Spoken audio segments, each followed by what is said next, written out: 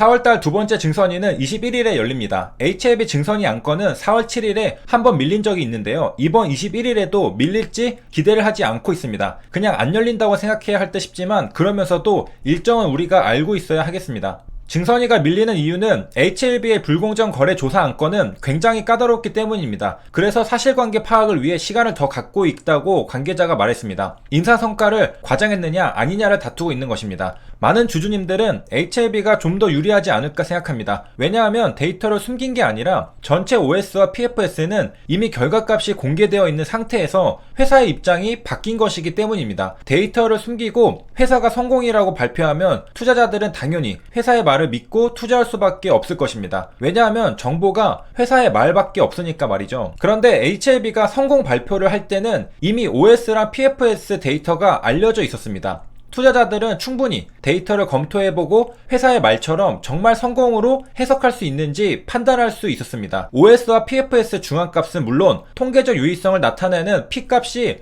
회사가 나중에 성공이라고 말한다고 절대 바뀌는 값은 아니라는 것이죠. 많은 주주님과 투자자들이 회사의 성공 발표가 일리가 있었기 때문에 투자에 뛰어들었고 베스트 오브 에스모 소식까지 더해지면서 주가는 폭등했습니다. 성공 발표 당시 진양구 회장의 유튜브를 보면 OS 통계적 유의성이 미확보되었으나 이러이러한 경우에는 허가를 받을 수 있다고 설명을 했습니다. 이런 설명이 설득력이 있었기 때문에 주가가 상승했다고 생각합니다. 요즘 투자자들은 똑똑하기 때문에 회사가 아무리 성공이라 부르짖어도 데이터가 뒷받침해주지 않으면 주가는 반응하지 않습니다. 이러한 이유로 많은 주주님들은 HLB가 증선위를 가도 해볼만 하다 판단하고 기다리시는 것으로 보입니다. 데이터를 숨기고 성공 발표한 것은 아니기 때문이죠. 물론 증선위 소식이 뉴스 기사로 나오면서 회사가 밝히지 않았던 프리 NDA 내용들이 추가로 밝혀지긴 했습니다. 그런데 이런 사실은 성공 발표하고 프리 NDA를 하고 의사록을 받은 것이니 이건 성공 발표 이후에 벌어진 일입니다. 별개의 일이라 하더라도 프리 NDA 회의록을 밝히지 않은 것은 주주님들이 분명 서운하고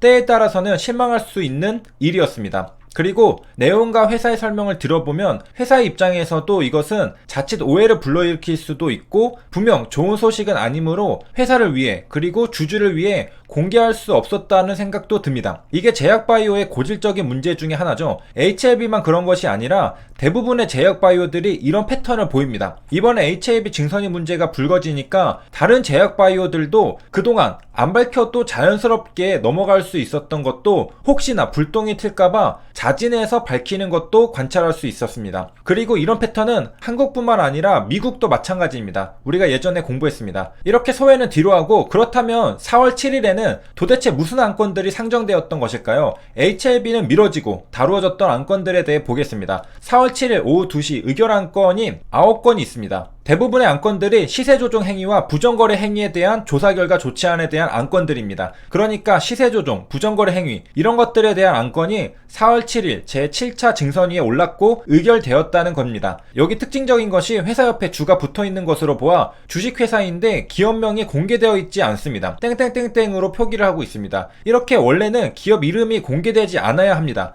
분식회계가 아니면 공개되지 않는 게 원칙이라고 하는데 그에 맞게 우리가 어떻게 봐도 회사 이름을 알 수는 없죠. 글자 수는 알 수 있습니다. 그런데 이번에 HLB는 공개가 되어서 216 사태를 맞이하게 되었습니다. 깨알로 맨 하단에 보면 한국거래소도 정관이 있는데 일부 변경된 것을 볼 수 있습니다. 여기 4월 7일에 HLB 안건이 상정되었다면 좋았겠지만 상정되지 않았고 다음 증선위 일정은 4월 21일입니다. 참고로 해당 안건들은 금융위원회 홈페이지에서 알림마당에서 증선위 의결 정보를 클릭하면 볼 수 있습니다. 회의 안건과 의사록을 볼 수 있습니다. 참고로 셀트리온 증선위 의사록이 궁금해져서 2013년 16차 증선위 의사록과 회의 결과를 보려고 했는데요. 업로드가 안 되었던 건지 업로드 되었다가 내려간 건지 볼 수가 없었습니다. 아쉽네요. 최근 일자인 4월 12일에 업로드된 2월 8일자 임시회의 의사록을 보면 그 당시 증선위의 분위기를 엿볼 수 있습니다. 클릭을 하면 29페이지의 의사록이 나오는데 여러 대화들이 빼곡하게 적혀 있습니다. 증선위에서 이런 대화가 오고 가는구나 알 수 있는데요. 대화를 조금 엿보면 진술인이 먼저 이 자리는 회계처리 기준 위반이 아니라 회계감사 기준 위반을 따지는 자리라고 알려주고 이어서 위원은 리피싱에 대한 이야기를 합니다. 내용을 전부 들여다보지는 않겠지만 진술인과 위원 모두 당연하겠지만 상당한 전문 지식을 가지고 의견을 활발하게 나누고 있습니다. 이걸로 주식 공부해도 되겠다 싶을 정도인데요. 물론 회계 처리 부분에 집중되어 있습니다. 여기서 특징적인 것은 의원은 당연히 매일 하는 업무가 회계 부분 안건을 다루는 것이니까 그렇다 쳐도 진술인도 마찬가지로 생각 정리가 완벽하게 끝난 것처럼 자신의 의견에 대한 근거를 조목조목 하나씩 이야기하고 있습니다. 의원도 마찬가지고요. 아마 진양공 회장도 증선위에서 소명할 때 이런 모습이 아닐까 상상해 봅니다. 내용이 재미있으니까 관심 있으신 분들은 한번 읽어보시면 좋을 것 같습니다. 아래 설명란에 링크를 걸어두었습니다. HLB는 증선이 열리는 것도 서러운데 기업명도 공개되어서 고난의 시간을 보내고 있습니다. 뉴스 기사가 나와서 알려지게 되었습니다.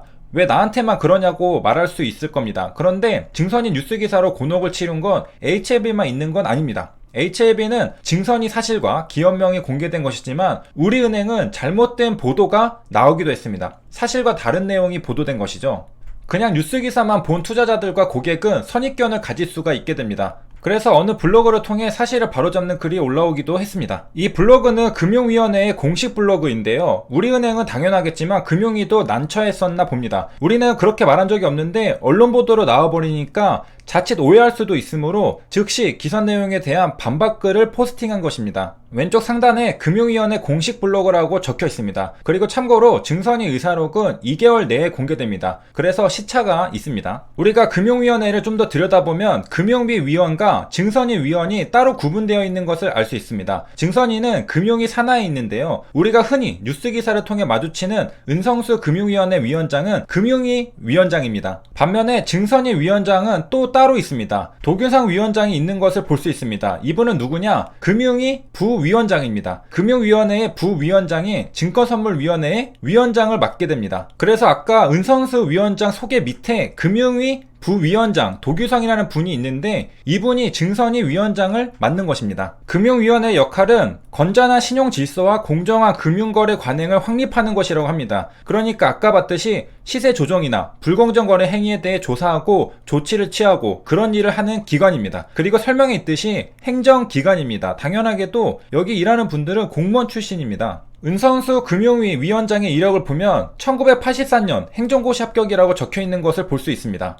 그리고 도규상 금융위 부위원장의 이력도 마찬가지로 1991년 행정고시 합격이라고 적혀 있는 것을 볼 수 있습니다. 위원장과 부위원장의 출신은 그렇고 그 밑에 상임위원이나 비상임위원들은 행정고시 출신은 아닙니다. 교수이거나 관련 경력을 가지신 분들입니다. 그리고 우리가 익히 알고 있듯이 금융위와 금감원은 나뉘어져 있잖아요. 2008년에 금융위원장과 금감원장의 견임을 금지하였습니다. 이렇게 분리가 되었는데 그러다 보니 서로 견제하고 가끔 갈등이 있고 그런 모습들을 볼 수 있습니다. 참고로 금융위원회는 경복궁역에 있습니다. 그리고 금융위 제도 소개 중에 소극행정이 아닌 적극행정을 추진하는 방향으로 정책을 잡은 것을 알 수 있는데 그러다 보니 가만히 문제가 발생하면 처리하는 게 아니라 수상하다 싶으면 이번 HLB처럼 적극적으로 조사를 하는 것 같습니다. 국민들에게는 좋을 수 있는데 기업들에게는 안 좋을 수 있겠네요. 그래서 이번 시간에는 증선위 의사록도 어떤 느낌인지 엿보고 금융위에 대해서도 알아봤습니다. 4월 21일 증선위가 예정되어 있는데 큰 기대는 하지 않는 것이 좋아 보입니다. 혹시나 열리면 다행이고요.